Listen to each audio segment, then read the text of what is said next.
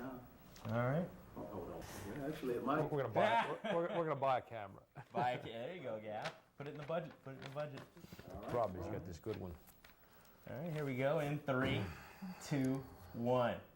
Hey, good evening, everyone. Dan Toth here, back in Rock Hill for a one-time engagement, and I am pleased, impressed, humbled to be joined by the man, the myth, the legend, Rich Posipenko, the Gaffer. Appreciate it, Dan. Appreciate it. Always fun to talk soccer with you, Gaff. Sure and, is. Let's begin with preseason expectations. Number 1 again, and it feels so good. Yeah, it's I think I always say that it's it doesn't really matter where you're ranked in preseason. I mean, every coach would likes that honor, but again, it's what you do at the end of the year. But certainly, it's recognition for us, our program, our players, that our peers think we're doing a pretty good job here, and hopefully we're there at the end of the year. Saidi Isaac, he's a special player, preseason player of the year. He's had a lot of accolades. Let's talk about it. Right, he was last year's preseason player of the year. He was the Big South player of the year at the end of the year. This year he's the preseason player again. He was also nominated for the Herman Award. Explain the Herman Award. Which That's is college big. Soccer's rendition of the Heisman for football. It goes to the player of the year in college soccer. So not just Big South, not just regional. No, it's a national award, and there's only 25 that are nominated for it. So it's certainly an honor for him, one that he deserves. He's worked very hard for it, and there's a lot of pressure on him this year to perform well. I mean, he's got a lot of honors going. People know who he is. His draft status is going to depend on what he does this year. And certainly we're expecting big things out of him, but it's going to be difficult for him because a lot of people are going to be watching what he's doing. I want to get to the other players on the team that are returning and some of the new blood. How's the team doing coming off? Have they completely forgotten about the Old Dominion game? Tell me about the end of the season. It was tough. Yeah, I'm hoping we put the season behind us for a lot of reasons. We've got 9 starters back, and then we have another 2 or 3 guys that started a number of games and also played quite a few minutes. So expectations are very high on everybody's part. And, we need to forget about what happened last year, and it's a whole new season, and we need to refocus and not rest on what we've done in the past. Out of those players we have coming back, 8 of them were all conference players. So, I mean, there's a lot of pressure on us to duplicate what we did last year.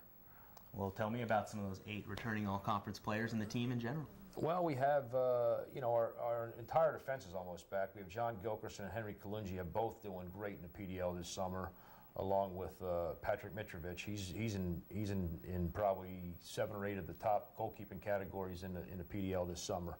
So those 3 guys anchor our defense, and then we have Otto Lowy and Sean Weirin and Steve Nasurko in the midfield, and then of course Dan Reviva, who was in the Canadian under-20 pool, along with Saidi Isaac up front.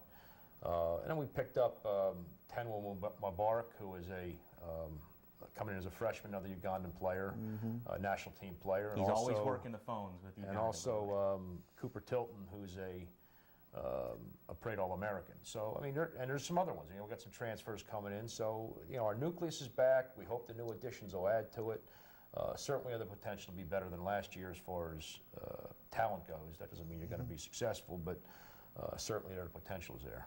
All right, you mentioned the number 25. They have been, I'm going to embarrass him for a moment here, 25 Division I coaches who have reached the magic milestone in the sport of soccer of 300 wins. This man with a 4-0 start could become number 26 at a special place if you began 4-0, correct? Right. It's, and again, it's something that, when you get into coaching, you just want to be successful. You're not thinking about 100 wins, 200 wins, 300 wins, but 300 wins in soccer is a milestone. There's only 25, coaches that have done that.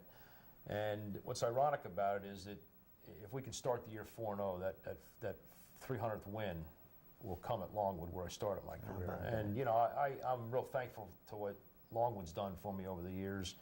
I was 25 years old when they gave me a start there, and certainly it'd be emotional thinking if it happens there. But I'm proud of that. A lot of it has to do with the players we had over the years, the coaches, and certainly the administrations at the various schools supporting what you're trying to do, because you're not going to get to that level, that milestone, without a lot of help. We'll talk about the milestone percentage-wise. I think you're going to become the winningest in the Big South, along with history. Tell me all about some of these achievements here, Gaff. Yeah, well, not to embarrass you a little more, but that's what no, we're here for. I mean, I think it was 2 or 3 years ago I became the winningest coach in Winthrop history, and to this day are still the winningest coach in Longwood history. And then I guess 2 years ago became the winningest coach in the Big South. So again, that's all attributed to who you have player-wise and coaches, and you know, there's a lot of help behind the scenes. Well, how special was last year? You know, 15, I believe it was 15-3-4.